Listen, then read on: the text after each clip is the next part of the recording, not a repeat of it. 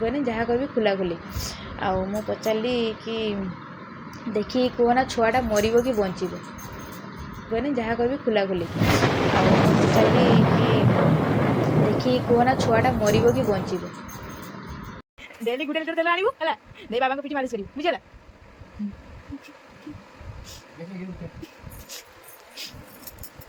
आज तेल मालिश सर ना सर बाबा से थाऊ हाँ से थाऊ शुआ ना हाय नमस्कार welcome back to our new blog एवं प्राय गुटे टाइम हो गलानी टाइम पाखापाखि गुटे है मुझे क्लास को क्लास रे आसिक पहुँचली आइला बेलू ये बिछना केमती पड़ी देखिपे एवं उठिकी बापू जाइए गाधे मैंने सका 7टा पाखु शुईं एवं उठुं उठिकी एवं गाधुं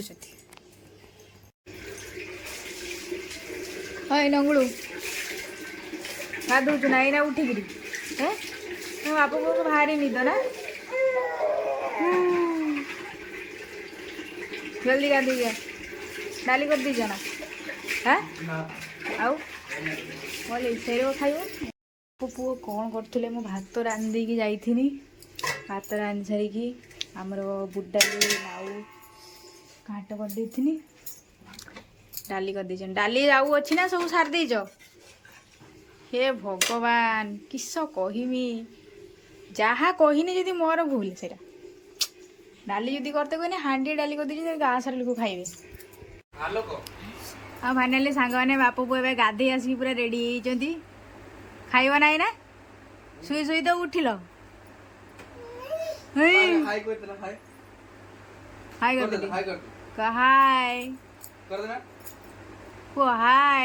हाय हाय सांग मैंने कही दियो ना टी मु क्लास जाइथिनी आसला बेलू मो स्वामीटा बहुत भल से भात कर देइजंती ये किस कर डाली तापर यहाँ नाउ घाट आलू चटणी आम तो यहाँ बहुत जोर भोग है से आम यहाँ खाइबा खाई सारा पुणी भिडियो कंटिन्यू करिया खाइला बेले भिडियो करियानी कारण खाइला बेले भिडियो कले आपण मैंने देखले आम पेट काटे खाइला बेले भिडियो करियानी खाई सारिकी पुणी थे भिडियो कंटिन्यू करिया आउ सांग मैंने आपण मैंने तो देखुले खरा बेले मु आसली क्लास रू आसला खाइलु खाई सारिक आम माँ पु शुईलु शुईकी एवं उठिलु संध्या बेले से आपण सहित ब्लॉग कंटिन्यू कर पार्लिनी आज तो बहुत जोर से खरा होता आपण गोटे केमती कौन होता मुझे जाने आज बहुत जोर से गरम खरा माने मु खरार आसला शुई पड़ली एवं उठिली एवं उठी ना उठिली है 4:30 मूल्य उठिकी सारा कम चलूला कम सरला से खाइला खाई सारिकी आज जाइए खेलवाई मुझे बसिली भाविली ब्लॉगटा कंटिन्यू करदे आज आपण मान सहित गोटे सत घटना मु आज शेयर करने जाऊँगी आपण मैंने मो कतरू ये कथा सब शुणी सारा आपण मैंने मते कमेंट रे जनइबे कि एथिरे कहार दोष थिला सासुर ना बोहूर प्रथम तो आपण मानक कही रखुची कि केबे भी कौन सी झील लव मैरेज करें लव मैरेज कला माने आपण माने लाइफ रे एते बड़ भूल करेंगे जो आमको सारा जीवन पस्तेगा पड़ो सारा जीवन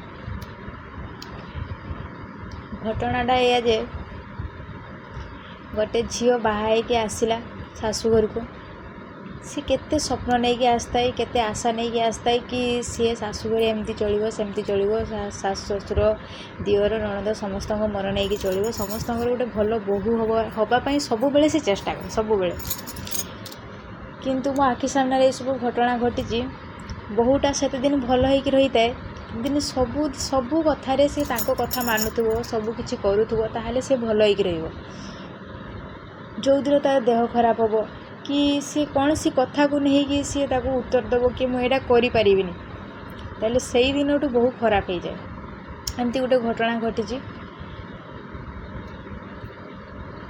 परिवार गोटे झील बाहा गला आम गाँव में जे बाहा गला शाशुघर बहुत खुशी रहा बहुत खुशी सबकि ठीक ठाक है जिते बड़े झीलटा प्रेग्नेंट है झीलटा प्रेग्नेंट है तार सब बेले देह खराब है जेहेतु सी आउ कौन सी कम कर पारानी घर कम आगुरी जमी घर कम करूला से टाइप घर कम कर पारानी जो से शाशुर टे आरंभ है जे बहु सब बेले शुचु ठकौचु कम किसी करना एमती बो आगे शाशुर स्टार्ट है एमती शाशुघर सारा लोग समस्ते खराब भाविले ଖରାପ ତ ଭାବିଲେନି, ଗାଁ ସାରା ଲୋକଙ୍କ ଆଗରେ କହିଲେ ସେ ଆମ ବୋହୁଟା ଏମିତି ଖରାପ, ଏମିତି ସେମିତି ସବୁ କଥା କହିଲେ। ଯାହା ଗଲା ଗଲା। ବୋହୂକୁ କହିଲେ ଯେ ଡକ୍ଟର ବେଡ଼୍ ରେଷ୍ଟ ନେବା ପାଇଁ। ଶାଶୁ ଏ କଥା ଜାଣିଛନ୍ତି ଯେ ଡକ୍ଟର ମନା କରିଛନ୍ତି ଆଉ ବୋହୂ ଏବେ କିଛି କାମ କରିବନି, ତାକୁ ଡକ୍ଟର କହିଛନ୍ତି ବେଡ଼୍ ରେଷ୍ଟ ନେବା ପାଇଁ।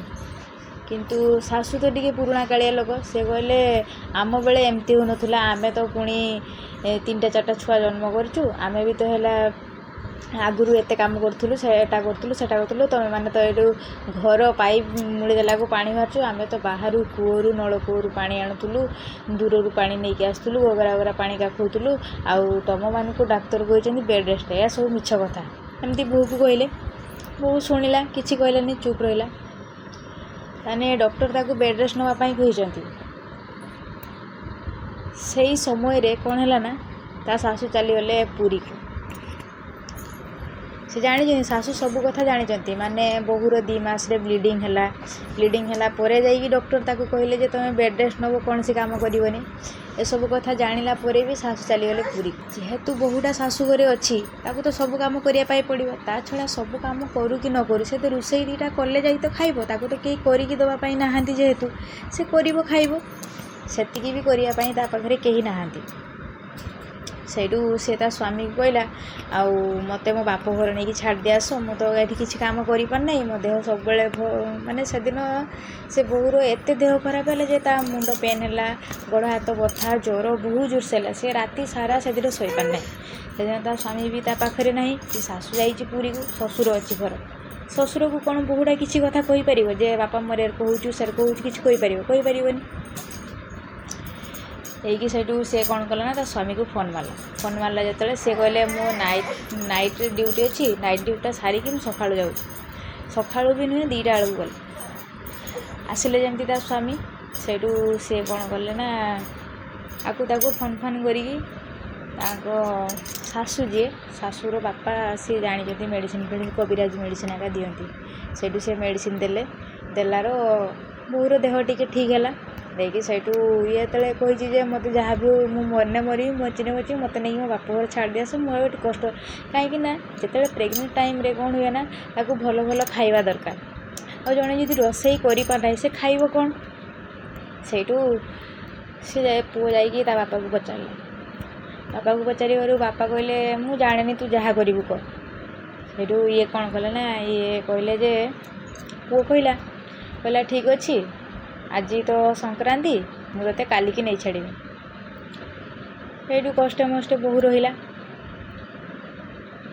ମାନେ 2-3 ଦିନ ପରେ, ମାନେ ସଂକ୍ରାନ୍ତି ବାସି ଅଗସ୍ତି ବୋହୂ ଯାଇପାରିବନି।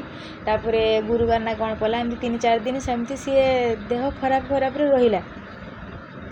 ସେମିତି ରହିଲା। ବାପ ଘରକୁ ଫୋନ୍ କରିଲେ ବାପ ଘର ଲୋକ ବି କହିଲେ ତୁ ସଂକ୍ରାନ୍ତିଟାର କେମିତି ଆସିବୁ, ତା ଦିନ ଅଗସ୍ତି, ତା ଦିନ ସଂକ୍ରାନ୍ତି, ଆଉ ତୁ ଆନି ଆସିବୁ। ଏସବୁ କଟିଗଲା ପରେ ଆସିବୁ। ଆଉ ଯେ ଦିନ ବୋହୂ ବାହାରିଛି ଯିବ ବାପ ଘରକୁ, ସେଦିନ ଶାଶୁ ଆସିକି ପହଞ୍ଚିଗଲା। ପୁରୀ ଯାଇଥିଲା ଯେଉଁ ବୁଲିବା ପାଇଁ, ଆସିକି ପହଞ୍ଚିଗଲା। ଆସିଲାର ସେଇଠୁ ପୁଅ କହୁଥାଏ ଆଉ ବୋଉ ତୁ ଚାଲିଗଲୁ ପୁରୀକୁ, ଜାଣିଛୁ ନା ଆମେ କେତେ ହଇରାଣ ହେଲେ, ବୋହୂର ଏମିତି ଦେହ ଖରାପ ହେଲା, ଏଟା ହେଲା ସେଟା ହେଲା, ସେ କହିଲେ।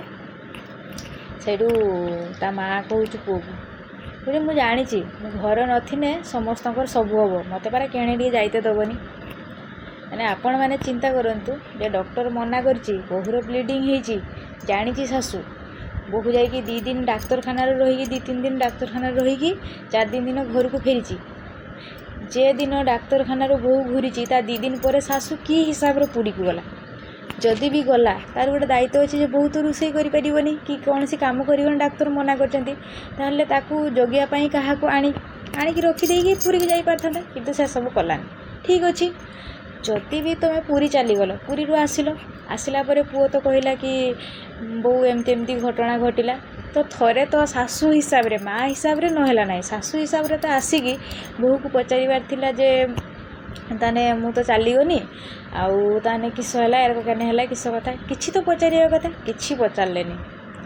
ପୁଣି କ'ଣ ହେଇଛି ନା, ତାଙ୍କ ଦେହ ଖରାପ ଅଛି ବୋଲିକା ତାଙ୍କ ବାପାଙ୍କ ପାଖରୁ, ନିଜ ବାପାଙ୍କ ପାଖରୁ ମେଡ଼ିସିନ ଆଣିକି ବୋହୂକୁ ଦେଲାର ବୋହୂ ଟିକେ ଭଲ, କଣ୍ଡିସନ୍ ଟିକେ ଭଲ ହେଇଛି। ଏକଥା ତ କେହି ନ କହିଲେ ନାହିଁ, ବାପ ମା' ତ ନିହାତି କହିଥିବେ। ତାଙ୍କୁ କହିଛନ୍ତି କି କହିନାହାନ୍ତି ସେଇଟା ତ ଜାଣିନାହିଁ। ତାପରେ କ'ଣ ହେଲା ନା ଆସିଲା ସବୁ କଥା ଶୁଣି ସାରିଲା ପରେ ବୋହୂକୁ ତ ପଚାରିଲେନି ଥରେ ବୋଲି, ସେଠୁ ଖାଇ ପିଇକି ତାର ଚାଲିଗଲା। ତାଙ୍କର ପାଳବାଡ଼ି ଚାଷ ହୁଏ, ପାଳବାଡ଼ିକୁ ଚାଲିଗଲା। ଥରେ ବୋଲି ବୋହୂକୁ ପଚାରିଲାନି ଯେ ସତ ଘଟଣା କି ମିଛ ଘଟଣା। ଠିକ୍ ଅଛି, ଶାଶୁ ତ ନଥିଲା, ପୁରୀକୁ ଯାଇଥିଲା। ଶ୍ୱଶୁର ତ ଥିଲେ, ଶ୍ୱଶୁର ତ ସବୁ କଥା ଜାଣିଛନ୍ତି, ସବୁ ଦେଖିଛନ୍ତି। ମାନେ ବୋହୂର ବାନ୍ତି ହେଉଥାଏ ଅଧଘଣ୍ଟାକୁ ଥରେ, ତାପରେ ବି ସେ ଯାଇକି ରୋଷେଇ କରିଛି। ନିଜେ ଶ୍ୱଶୁରକୁ କ'ଣ କରିଛି ନା ଭାତ ରାନ୍ଧିକି ଆଉ ତରକାରୀ ରୋଷେଇ କରିପାରୁନାହିଁ। ଶ୍ୱଶୁର ବୋହୂ 2 ଜଣ କି ବାଇଗଣ ପୋଡ଼ା ଦେଇକି ଭାତ ଖାଇଛନ୍ତି। ଶ୍ୱଶୁର ଏସବୁ କଥା ଦେଖିଛି। ମୁଁ କହିବା କଥା, ଶାଶୁ ନ ଦେଖିଲା ନାହିଁ, ଶ୍ୱଶୁର ତ ଦେଖିଛି, ସିଏ ତ ନିହାତି ଶାଶୁକୁ କହିଥିବ। ଯାହା ବି ହେଲା, ବୋହୂ ଯେତେବେଳେ କହିଲା, ଶାଶୁ ଶ୍ୱଶୁର ଖାଇତେ ବସିଥାନ୍ତି, ବୋହୂ କହିଲା ବାପା ମୁଁ ଘରକୁ ଯିବି, ବାପ ଘରକୁ। ଶ୍ୱଶୁର କ'ଣ କହିଲେ ନା କହିଲେ ରୁହ, ଯିବ ତ ଯିବ, ବିଲ କାମଟା ସରିଯାଉ ତାପରେ ଯିବ। ତାହେଲେ ଏଠି ବୋହୂର କେୟାର ନେବା ପାଇଁ କେହି ନାହାନ୍ତି। ଘର କାମ, ଘର କଥା, ସବୁ କଥା ବୁଝିବା ପାଇଁ ବୋହୂ ଅଛି, କିନ୍ତୁ ବୋହୂର କିଛି ହେଲେ ବୋହୂର କେୟାର ନେବା ପାଇଁ କି ବୋହୂ କଥା ବୁଝିବା ପାଇଁ କେହି ନାହାନ୍ତି।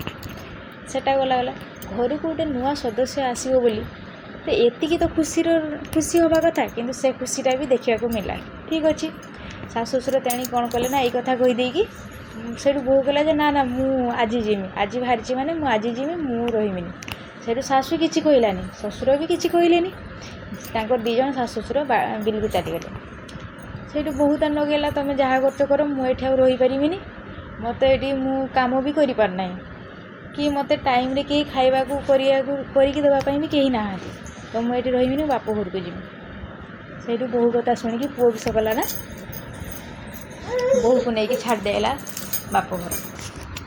ତାପରେ କ'ଣ ହେଲା ନା ବୋହୂ ଯେତେବେଳେ ଜିଦ୍ କରିଛି ପୁଅ ନେଇକି ଛାଡ଼ି ଦେଇ ଆସିଛି ବାପ ଘର, ଯଦି ବା ପୁଅ ନେଇକି ବାପ ଘର ଛାଡ଼ି ଦେଇ ଆସିଲା ବୋହୂକୁ, ସେଥିରେ ପୁଅକୁ ମାନେ ବିଭିନ୍ନ ପ୍ରକାର କଥା, ଯେ ତୁ ତ ମାଇପ ବୁଦ୍ଧିଆ, ମାଇପ ବୁଦ୍ଧିରେ ଚାଲୁଛୁ, ବହୁତ କଥା, ମାଇପ ଯାହା କହିବ ସେଇ କଥା ଶୁଣିବୁ, ଏମିତି ବହୁତ କଥା କହିଲେ ପୁଅକୁ। ଠିକ୍ ଅଛି, ପୁଅ ତା ସ୍ତ୍ରୀକୁ ଫୋନ୍ କରିକି କହିଲା ତୁ ଆସିବା ଦରକାର ନାହିଁ, ତୁ ତ ମୋ କଥା କେଇବେଳେ ଶୁଣିବୁନି, ତୁ ଜିଦ୍ କଲୁ ବାପ ଘରକୁ ଯିବା ନାଗି, ମୁଁ ସେ ନେଇ ତୋତେ ନେଇକି ଛାଡ଼ି ଦେଇ ଆସିନି, ଯାହାଫଳରେ ଘର ଲୋକ ମୋତେ ଏମିତି ପାଟି କରୁଛନ୍ତି, ଆଉ ତୋର ଆସିବା ଦରକାର ନାହିଁ। ତାହେଲେ ଏଇଠି କୁହନ୍ତୁ, ଶାଶୁ ସବୁ ଘଟଣା ଶୁଣି ସାରିଲା ପରେ ବି ପୁରୀକୁ ଗଲା। ଶ୍ୱଶୁର ବି ଥରେ ପ୍ରତିବାଦ କଲେନି କି ବୋହୂର ଦେହ ଭଲ ନାହିଁ, ତୁ ଏବେ ପୁରୀକୁ ଯାଆନି, ତୁ ଯଦି ପୁରୀକୁ ଚାଲିଯିବୁ ତାହେଲେ ଏଠି ଘର କାମ କିଏ କରିବ, ବୋହୂର ଅବସ୍ଥା ଦେଖୁଛୁ, ଥରେ ବୋଲି ଶ୍ୱଶୁର ପ୍ରତିବାଦ କଲେନି। ଠିକ୍ ଅଛି, ଶାଶୁ ଚାଲିଗଲେ ପୁରୀକୁ। ପୁରୀରୁ ଆସିଲା ପରେ ପୁଅ ତ ତୁମକୁ କହିଲା କି କ'ଣ ଘଟଣା ଘଟିଛି, କିନ୍ତୁ ସେ କଥା ବି ଶୁଣିଲେନି ଥରେ। କାହିଁକି ନା ବୋହୂର ଦେହ ଖରାପ ହେଇଛି। ଏଠି ପ୍ଲସ୍ ପଏଣ୍ଟ ହେଲା ବୋହୂର କେବେ ବି ଦେହ ଖରାପ ହେବା ଉଚିତ ନୁହେଁ।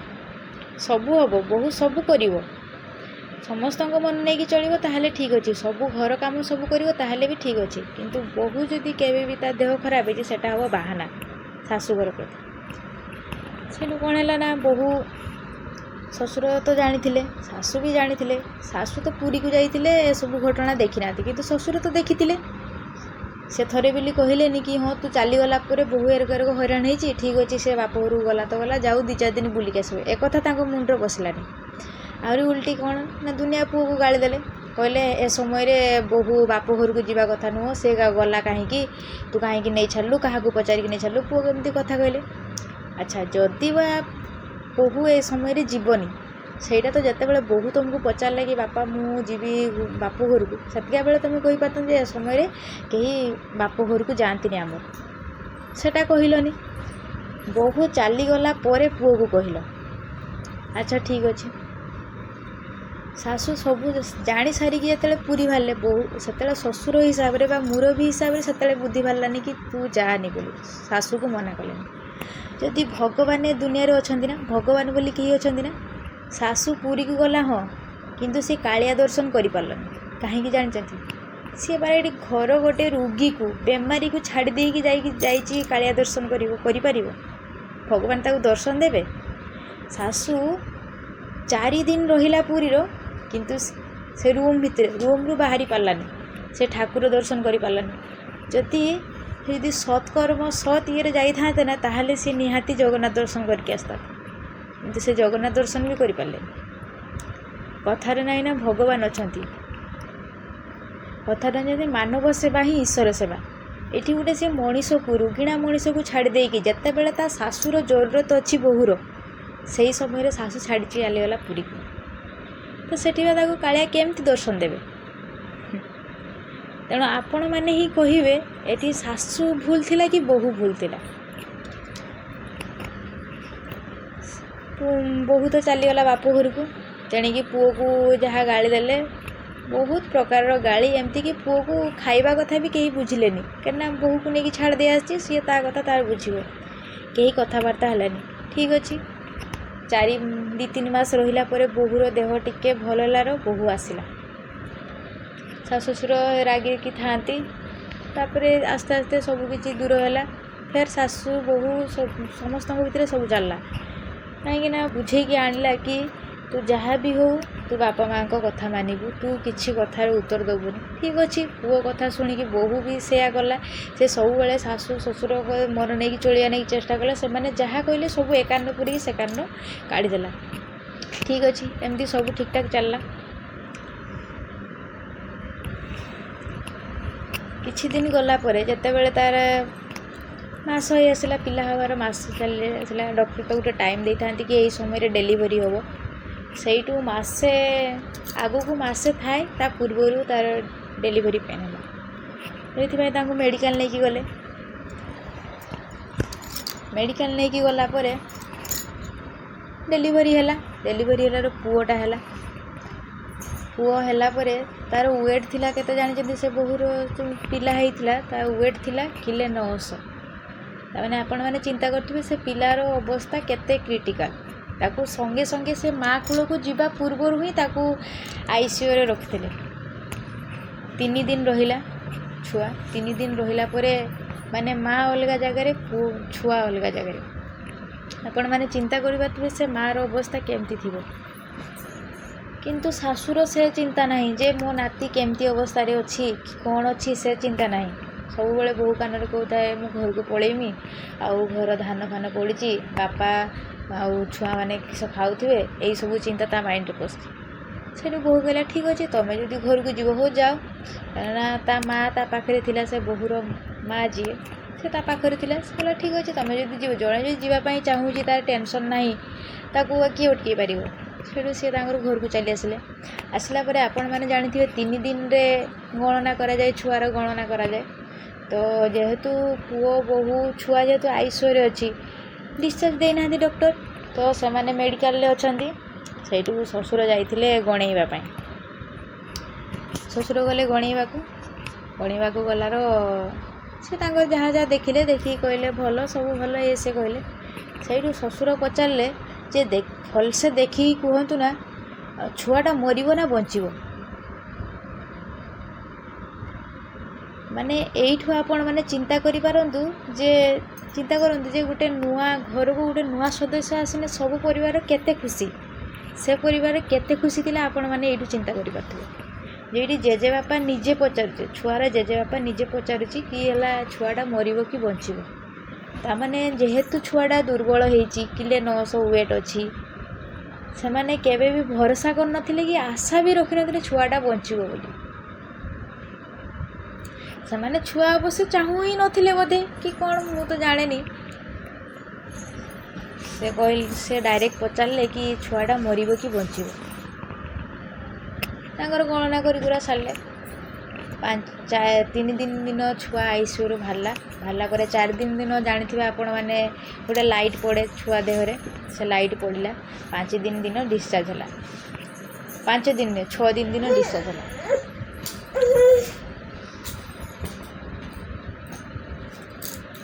6 दिन डिस्चार्ज है तो सही से ससुर 6 दिन डिस्चार्ज है से मैंने घर को आसिले आसला आसिकी पहुँची छुआ को लेकिन आसिकी पहुँचती छुआ को समझते धरी सारापर एमती कथा चलता है यहाँ सब आलोचना गोटे षष्ठी पूजा हुए 6 दिन में प्रायतः समस्त हुए कहार भी हुए 6 दिन गोटे षष्ठी पूजा हुए षष्ठी पूजा है पूजा चली थाए से पूजा सरला से ससुर कहते बहु को ଆଉ ମୁଁ ଯାଇଥିଲି ଗଣିତେ ସବୁ ଭଲ କହିଲେ। ଆଉ ସେଇଠୁ ମୁଁ ତାଙ୍କୁ ପଚାରିଲି ମୋର ଯାହା କହିବା କଥା ମୋର ଖୋଲା କଥା, ମୁଁ କିଛି ଏପଟ ସେପଟ କଥା କୁହେନି, ଯାହା କହିବି ଖୋଲାଖୋଲି। ଆଉ ମୁଁ ପଚାରିଲି କି ଦେଖିକି କୁହ ନା ଛୁଆଟା ମରିବ କି ବଞ୍ଚିବ, ଯାହା କହିବି ଖୋଲାଖୋଲି। ଆଉ ମୁଁ ପଚାରିଲି କି ଦେଖିକି କୁହ ନା ଛୁଆଟା ମରିବ କି ବଞ୍ଚିବ। ମାନେ ଆପଣମାନେ ହିଁ ଚିନ୍ତା କରିକି କୁହନ୍ତୁ କି ଏଇ କଥା ଜଣେ ପିଲା ଜନ୍ମ କରି ଆସିକି ଘର ପହଞ୍ଚିଲା ପରେ ଶ୍ୱଶୁର ପାଟିରୁ ଏଇ କଥା ଶୁଣିଲା ପରେ ସେ ବୋହୂର ଅବସ୍ଥା କ'ଣ ହେଇଥିବ। ମାନେ ମୁଁ କହିଲା ବେଳକୁ ମୋ ରୁମ ଟାଙ୍କିରି ଉଠୁଛୁ, ଆତ୍ମା କାନ୍ଦୁଛୁ ଏସବୁ କଥା କହିଲା ବେଳକୁ। ସେ କି ଭଳିଆ ମଣିଷ, ମାନେ କ'ଣ କହିବି ଆପଣଙ୍କୁ। ମୁଁ ଆଗକୁ ଆଉ କହୁନାହିଁ କିଛି। ଆଗ ଭିଡ଼ିଓରେ ମୁଁ ନିହାତି ଏ ଯେଉଁ ଅଧା ରଖିଥିବା କଥାଟାକୁ ମୁଁ ଆଗ ଭିଡ଼ିଓରେ ନିହାତି କହିବି। ବାସ୍ ମୋର ଆପଣମାନଙ୍କୁ କେବଳ ଏତିକି ଅନୁରୋଧ, କମେଣ୍ଟ ମାଧ୍ୟମରେ ଜଣେଇବେ ଏଥିରେ ଭୁଲ କାହାର ଥିଲା, ଶାଶୁର ନା ବୋହୂର। ଯଦି ବା ବୋହୂର ଭୁଲ ଥିଲା, ଭୁଲଟା କ'ଣ ଥିଲା।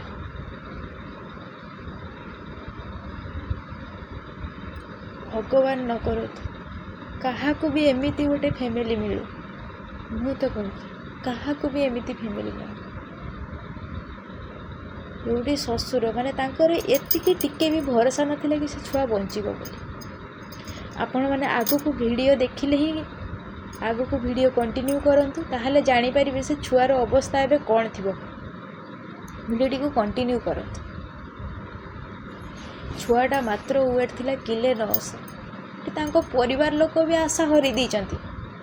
ଛୁଆଟା ବଞ୍ଚିବ କି ମରିବ ସେଇଠି ସେ ଗଣନାବାଲାକୁ ପଚାରୁଛନ୍ତି, ଜ୍ୟୋତିଷବାଲାକୁ ପଚାରୁଛନ୍ତି ଛୁଆଟା ମରିବ ନା ବଞ୍ଚିବ। ଭିଡ଼ିଓ ତ ବହୁତ ଲମ୍ବା ହେଇଗଲାଣି, ସେଥିପାଇଁ ମୁଁ ଆଗ ଭିଡ଼ିଓରେ କହିବି ଛୁଆଟାର ଅବସ୍ଥା ଏବେ କ'ଣ ଅଛି। ତେଣୁ ମୁଁ କହିବି ଭିଡ଼ିଓଟିକୁ କଣ୍ଟିନ୍ୟୁ କରନ୍ତୁ। ଆଉ କମେଣ୍ଟ ମାଧ୍ୟମରେ ନିହାତି ଜଣେଇବେ କି ଏଥିରେ ଭୁଲ କାହାର ଥିଲା, ଶାଶୁର ନା ବୋହୂର। ଯଦି ବା ବୋହୂର ଭୁଲ ଥିଲା ତାହେଲେ ଭୁଲ କ'ଣ ଥିଲା।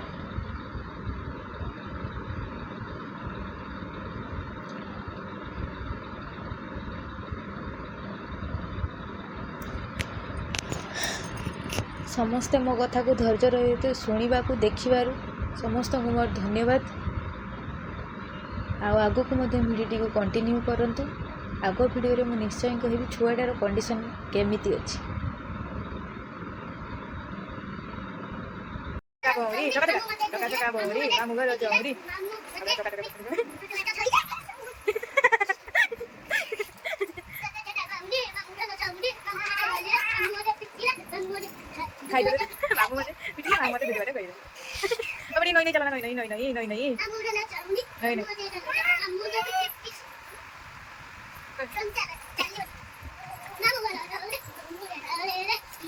ଆଉ ଟିକେ ବୁଡ଼େଇ ଖାନା ରୁଟି ବୁଡ଼େଇକି ତରକାରୀ ବୁଡ଼ା ତରକାରୀ ବୁଡ଼ା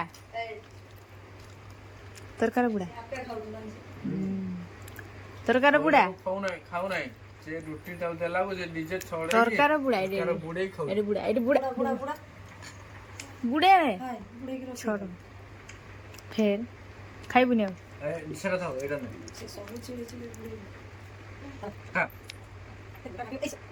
ଖା ଖା ପାଟ ପାଟ ପାଟ ବୁଡ଼ା କିସ କରୁଛୁ ଖା ହେଇ ନାଇଁ ତାରା କଥା ବଡ଼ ସିଏ ନା ଖାଇବାର ବ୍ୟସ୍ତ ଅଛି।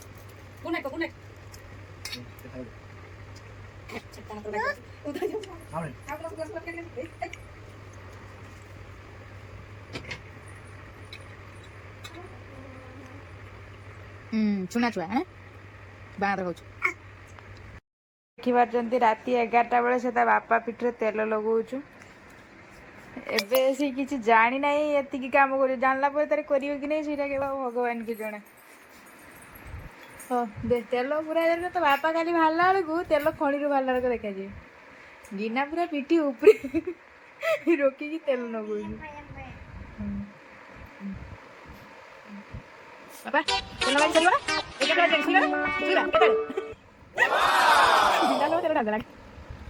ବାସ୍ ଡେଲି ଗୋଟେ ଲିଟର ତେଲ ଆଣିବୁ ହେଲା ଦେଇ ବାବାଙ୍କ ପିଠି ମାଲିସ କରିବୁ ବୁଝିଲା।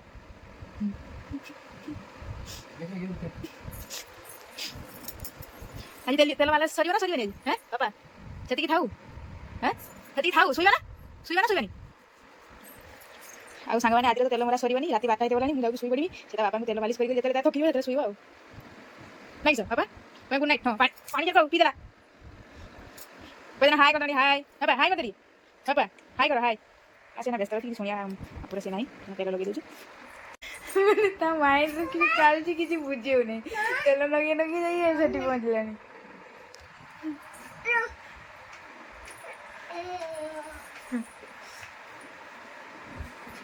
ବିନା ରଖିଦେଇକି ଆଇଲା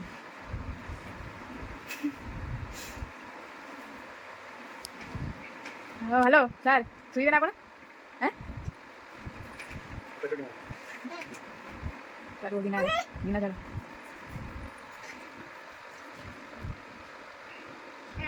ତେଲ ଢାଳି ପକା ବିନା ଦେବ ପୁଣି ଦେ ହେଲା ମାନେ ତେଲ ବାହାରିଲେ ସେ ପିଟି ପିଟି କାଢୁଛୁ ତେଲ ନଡ଼ିଆ ତେଲ ବଜେଇକି କାଢନ୍ତି ଏଇ ପନ୍ଦର ହାଡ଼ ଭାଙ୍ଗିଯିବ ମାନେ